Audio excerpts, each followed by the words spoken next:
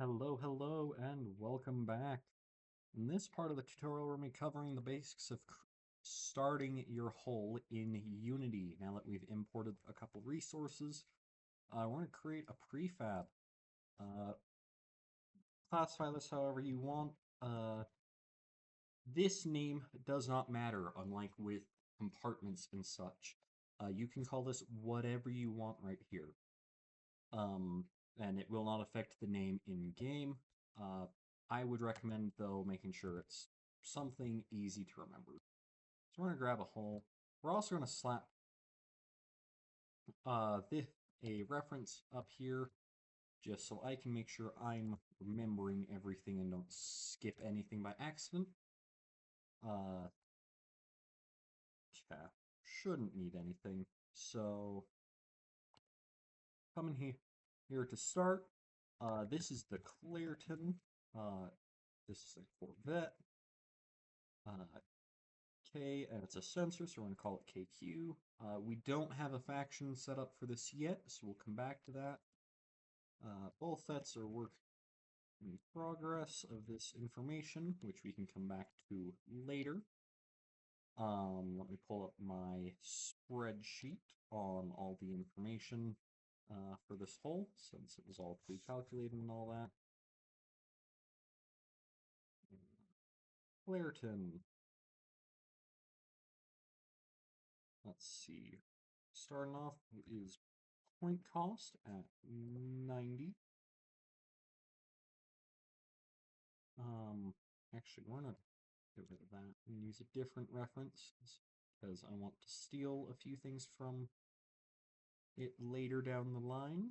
So we are actually going to compare to another Corvette just for the sake of ease, because I don't want to redo all my math on mass versus thrust and such. We'll offset that a little bit. This is a mass of 3,000. So we'll do that. Um, let's see, speed 4. So this speed stat needs to be divided by 10 compared to what you want in game. So that 4.5 is 45 meters a second in game. 5.1, 2,000, which should,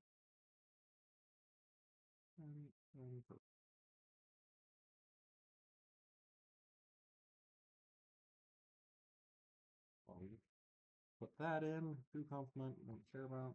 Move on, we'll want to bump up a little bit. That. Uh, put all this stuff in. We're going to grab a couple hull buffs. We're going to want a hull missile channels buff to add, which is going to be a literal modifier, which is adding one channel, and then we also want a stealth buff. So we're going to go to our toolkit, look at the information. Hull should be here. Perfect.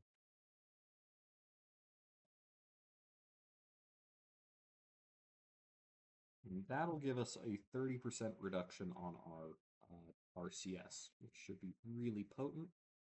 We don't have any of this stuff set up yet. Wake sig for this, I'm going to do 50.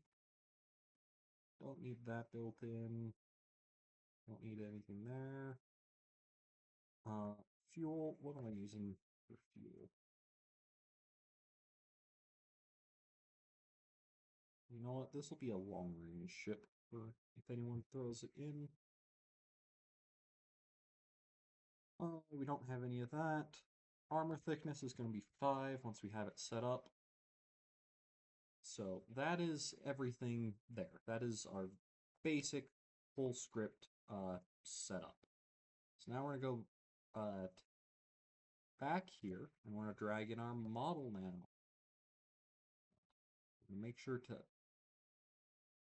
sorry, that was the wrong prefab. We don't want to child it to itself. We want to child the model to it. So we're going to start by prefab, unpack completely, and then we're going to create two children prefabs. The very first one is going to be the model parent, and then the collider parent.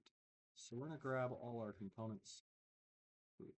this is all for our collider, and this is all for our model. So we're going to move both of those down, slot those in, and we're going to make sure everything is zeroed on rotation.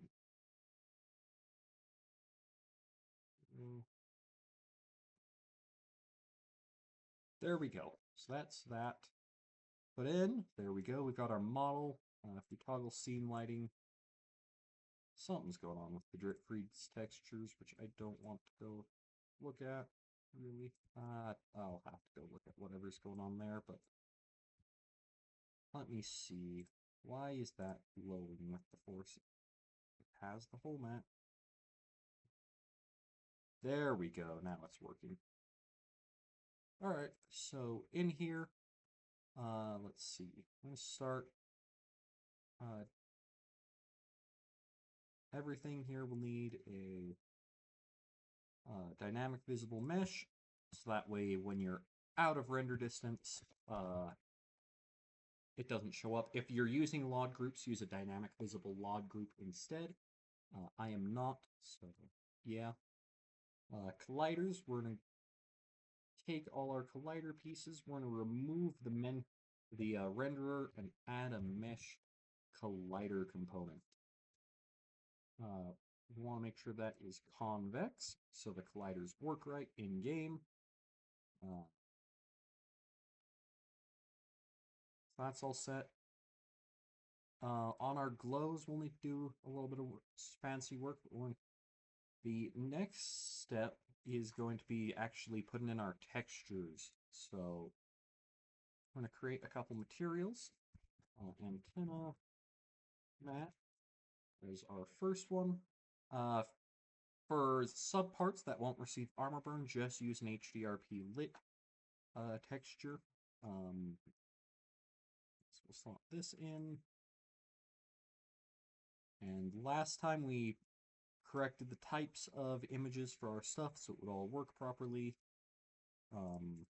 So if you haven't watched that, make sure to go back and double check your mask and normal maps are set up correctly. For our hole, we actually need a custom shader. This will be linked.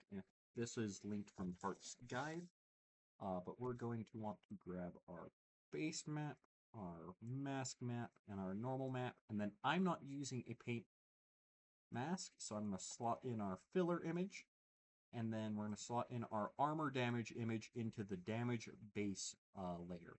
We're going to slap that onto the hole. From there, we are going to grab. I feel like I may have.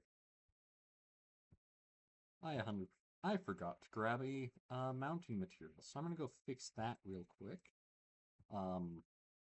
But that will be in another video. So I'm gonna just finish off real quick, getting all the colliders ported in.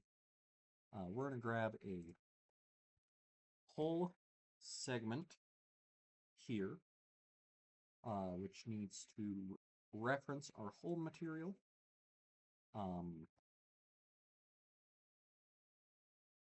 Then we're also we don't need to add anything else here, thankfully. On our main thing, we're going to add our, where is it? It is down here, dynamic armor zones. We're going to lock this so our life will be easier.